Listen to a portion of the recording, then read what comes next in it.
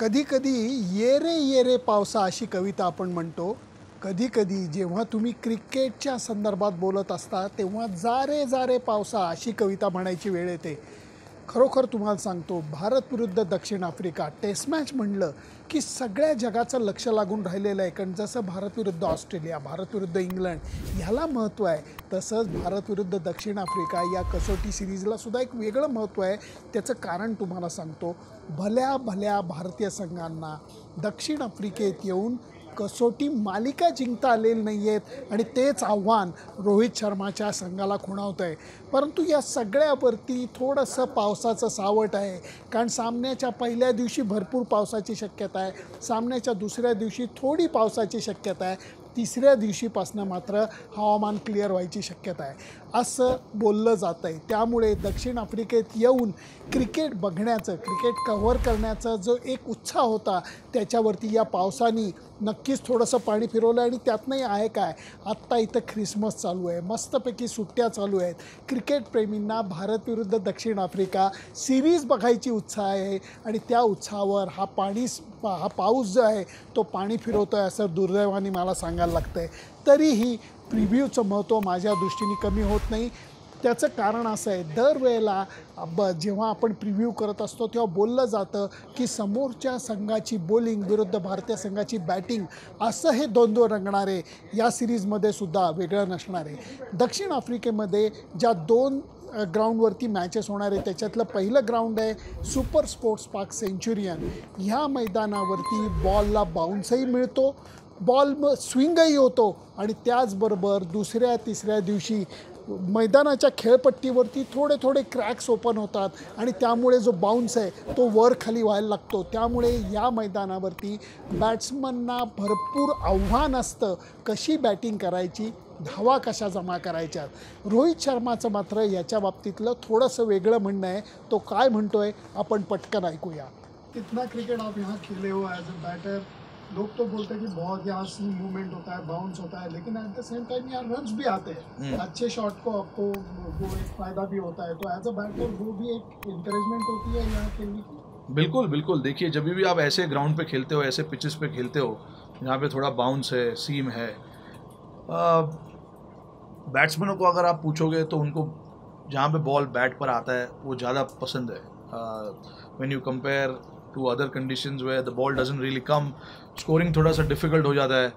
But यहाँ पर अगर आप अपने आप को अप्लाई करोगे अच्छे तरीके से और समझोगे कि कौन से शॉट्स में मुझे रन मिलेंगे, उनके बॉलर्स किस तरीके के बॉल डालते हैं, हाइट है, बॉल कैसे उनका जाता है, और वो सब चीज़ अगर आप एनालाइज करोगे और अपने गेम प्लान में लाओगे तो रन बनाना भी, मैं ये नहीं बोलूँगा ईजी हो जाता है, बट आप बना सकते हो रन. हमारे कुछ बैट्समैनों ने लास्ट टाइम जब इधर आए थे उन्होंने दिखाया कि कैसे रन बना सकते हैं. बट हमें ये भी पता है कि जब भी आप बैटिंग करते हो, चाहे आप 100 पे खेल रहे हो या 70-80 पे खेल रहे हो, आपको पता है एक चीज़ ध्यान में रखना बहुत ज़रूरी है कि आप कभी भी सेट नहीं हो, क्योंकि बॉल कभी भी कुछ ना कुछ करता है. यहाँ पर जैसे हम इंग्लैंड में जाते हैं, हम बात करते हैं कि जब धूप है तो अच्छा लगता है बैटिंग करना, सडनली ओवरकास्ट हो जाता है तो बॉल स्विंग होता है. तो यहाँ पर भी कुछ ऐसे ही है. यहाँ पे धूप और ओवरकास्ट का ज़्यादा फ़र्क तो पड़ेगा नहीं, मुझे नहीं लगता. बट बॉल अगर धूप भी रहता है तो भी सीम करता है, बाउंस तो होता ही है. तो आई थिंक जो लड़के लोग यहाँ पर खेले उन लड़कों ने काफ़ी एक्सपीरियंस अपना शेयर किया है. जो लड़के यहाँ पर नहीं खेले तो वो दोनों के बीच में काफ़ी बातचीत हुई है.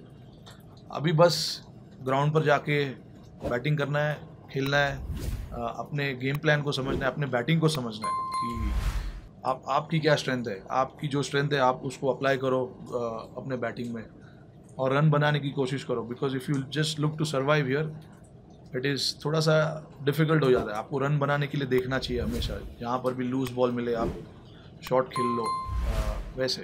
तो you can't just go there and think कि मेरे को यहाँ पे सरवाइव करना है. बट अगर आप दूसरे माइंडसेट से खेलोगे जहाँ पे आप सोच रहे हो कि मुझे रन भी बनाना है, रन बनाने के लिए देखना है, अच्छे बॉल को हम रिस्पेक्ट करेंगे बट रन बनाने के लिए भी देखना है, तो आई थिंक आप रन भी बना सकते हो. हा मुद्दा मला रोहित शर्माचा महत्त्वाचा वाटला. त्याचं कारण या मैदानावरती सुपर स्पोर्ट्स पार्क सेंच्युरियनवरती तुम्ही नुसतं तग धरण्याचा विचार करू शकत नाही. तुम्हाला स्वतःच्या शॉट्स मेकिंगवरती विश्वास ठेवायला लागतो.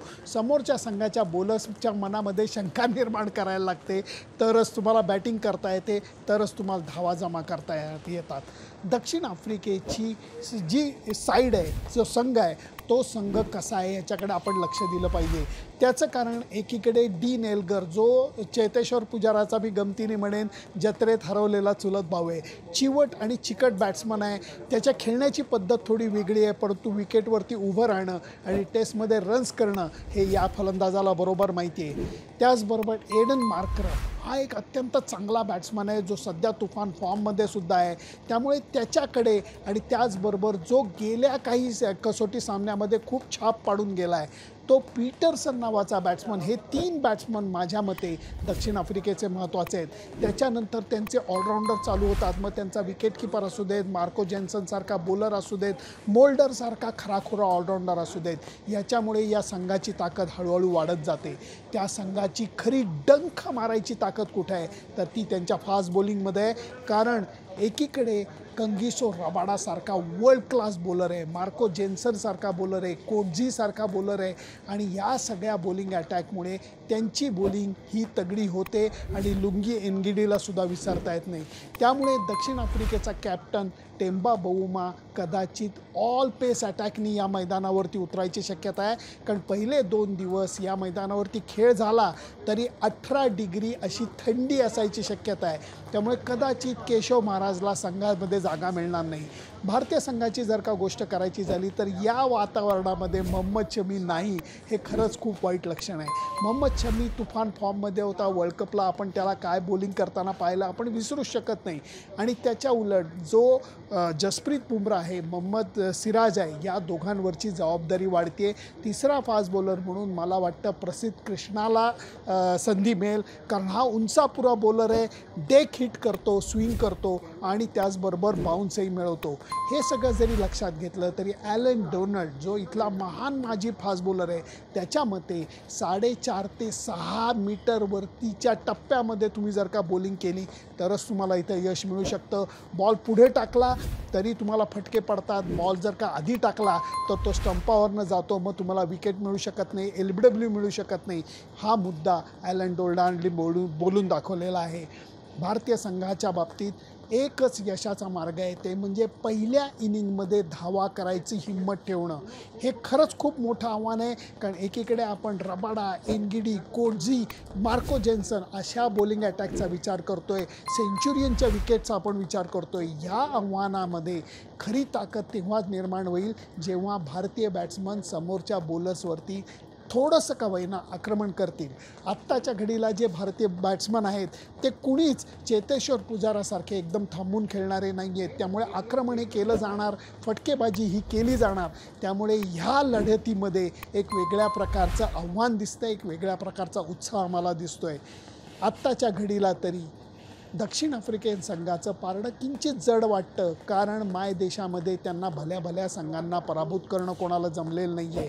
भारतीय संघ आत्ता जास्त करून T20 50 ओव्हर हे क्रिकेट खेळून आला आहे. कसोटी क्रिकेट खेळून खूप दिवस झालेत.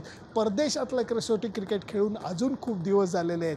त्यामुळे भारतीय संघाला जर पहिल्या इनिंगमध्ये चांगल्या धावा करता आल्या तरच यशाचा मार्ग मिळणार आहे, असं माझं मत आहे. तुमचं मत काय आहे मला जरूर कळवा. फक्त नेहमी जो कॉल टू ॲक्शन आहे तो मी करतो की माझं यूट्यूब चॅनल, माझं फेसबुक पेज, इंस्टाग्राम चॅनल हे सबस्क्राईब करायला, शेअर करायला, लाईक करायला विसरू नका.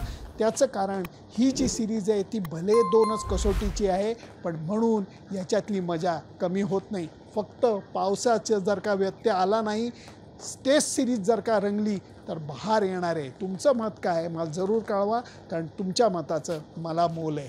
Bye bye.